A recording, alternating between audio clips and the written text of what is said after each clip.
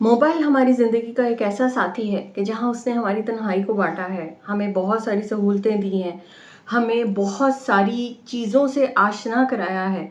वहीं हमारी कनेक्टिविटी का भी एक ज़रिया है, लेकिन उसके साथ-साथ ये एक रेडिएशन इमिटिंग डिवाइस भी है।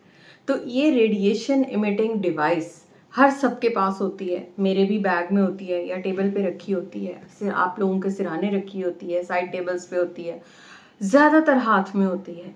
तो हमने कभी ये सोचा है कि इस डिवाइस से हमारे कुछ हेल्थ हैज़र्ड्स भी हो सकते हैं और हम एसएआर का शिकार हो सकते हैं, ठीक है? अब ये एसएआर क्या भला है? तो आज मैं वीडियो में आपको ये बताऊंगी कि सिस्टेमिक एब्जॉर्प्शन ऑफ रेडिएशन, आज हम इस पर डिटेल से बात करेंगे कि 4G और 5G में क्या फ़र्क होता है और मोबाइल नए पुराने से क्या फ़र्क पड़ता है और मोबाइल के एसएआर से हमारी सेहत का क्या ताल्लुक है। तो वीडियो को एंड तक लाजमी देखिएगा। बिस्मिल्लाहिर्रहमानिर्रहीम, अस्सलाम वालेकुम। मैं हूं डॉक्टर सबा, एक दफ़ा फिर आपके साथ। मोबाइल हमारी ज़िंदगी का एक अहम जुज़ और ऐसे लगता है कि जैसे हम इसके बगैर अधूरे हैं। जहां इसने हमारी तन्हाइयों को बांटा है, हमें एक सहारा फ्राहम किया है, वहीं उसके साथ जब एक चीज़ का इस्तेमाल हद से ज़्यादा बढ़ जाता है तो उसके कुछ नुकसानात भी सामने आना शुरू हो जाते हैं।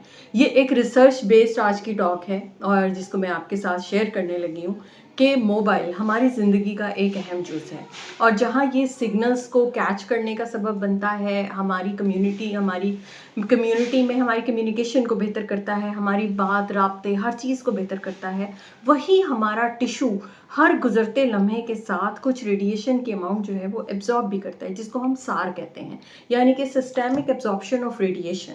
और फ़ोन जब तक ऑन है तब तक ये रेडिएशन एमिट करता रहता है और हमारा टिश्यू से एब्जॉर्ब करता है, स्पेशली हमारे ब्रेन का टिश्यू इसको ख़ास तौर पे जो है वो एब्जॉर्ब करता है उस सूरत में अगर हमारे तकिए के पास हो या हम बहुत देर तक फ़ोन को कान से लगा के सुने। तो लंबी कॉल स्पेशली जो लोग सुनते हैं उनके लिए ये लम्हा फ़िक्रिया है कि उनके ब्रेन पे इफेक्ट होने के चांसेस सबसे ज़्यादा होते हैं। तो एसएआर है क्या भला? एसएआर का मतलब है सिस्टेमिक एब्जॉर्प्शन ऑफ रेडिएशन, यानी आपका 1 ग्राम टिश्यू बॉडी का जो है उस पर कितनी रेडिएशन एब्जॉर्ब हो सकती है। तो इसकी जो सेफ लिमिट जो हमें दी गई है, यानी यूएसए वगैरह में, वहाँ पर जो है इसकी 1.6 वॉट पर केजी है, पर ग्राम ऑफ द टिश्यू। और इसी को यूरोप में अगर हम देखें तो ये 2.0 जो है वो है वॉट पर केजी पर 10 ग्राम ऑफ द टिश्यू। तो आपने अपने मोबाइल को हमेशा जब भी ख़रीदते हैं इसकी एक तो एसएआर वैल्यू को ज़रूर चेक करना है कि इसकी एसएआर वैल्यू कितनी है। दूसरा, जितना ज़्यादा मोबाइल पुराना होता जाता है उसका एसएआर बढ़ता जाता है, ठीक है। और उसके साथ ही जो लो सिग्नल्स एरिया हैं जिनमें बहुत एफर्ट के साथ आपको कॉल सुननी पड़ती है, उस टाइम के ऊपर एसएआर की एमिशन बढ़ जाती है और आपकी बॉडी बहुत ज़्यादा रेडिएशंस जो है वो एब्जॉर्ब करना शुरू कर देती है। तो हमेशा उन एरियाज़ में जहाँ पे लो सिग्नल हो कोशिश करें कि आप मैसेज पे बात कर लें बजाय इसके कि आप फ़ोन सुने। अब हम आते हैं कि एसएआर से होता क्या है बॉडी में।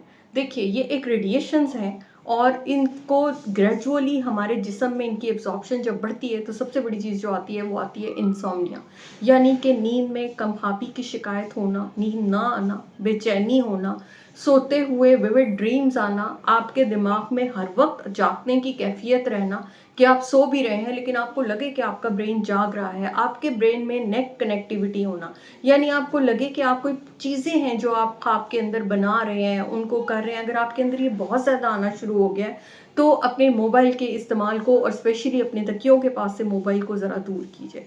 दूसरी चीज़ क्या आ सकती है मेल्स में ख़ास तौर पे कि रेडिएशन एक्सपोजर जिसका देखा गया है वो ये है कि स्पर्म काउंट आपका जो है वो डिक्रीज़ हो सकता है।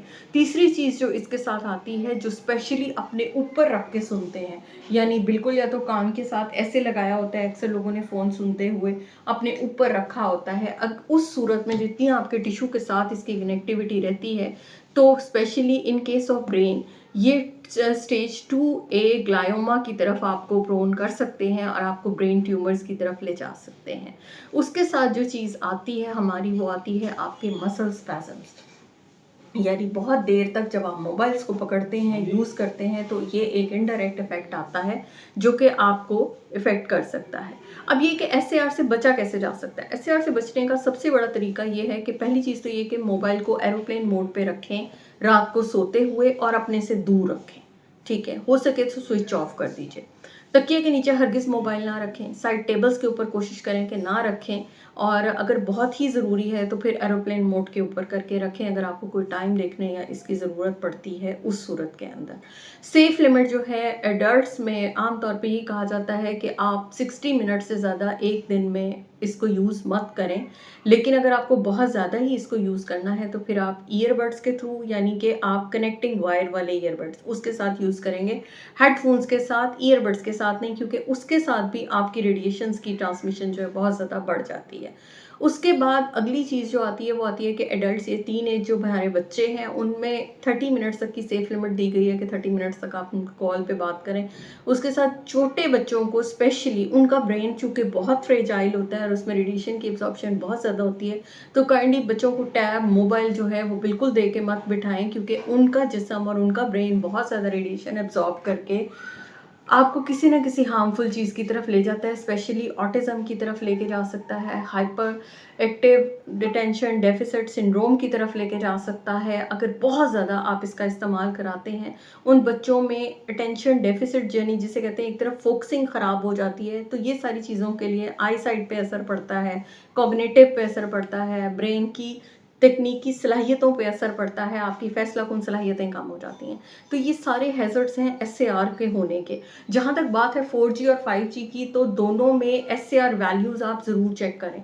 लेकिन रिलेटिवली 5G जो हैं वो एसएआर फ्रेंडली ज़्यादा हैं, और उसमें एमिशन रेट रिलेटिवली कम है एज़ कम्पेयर टू 4G।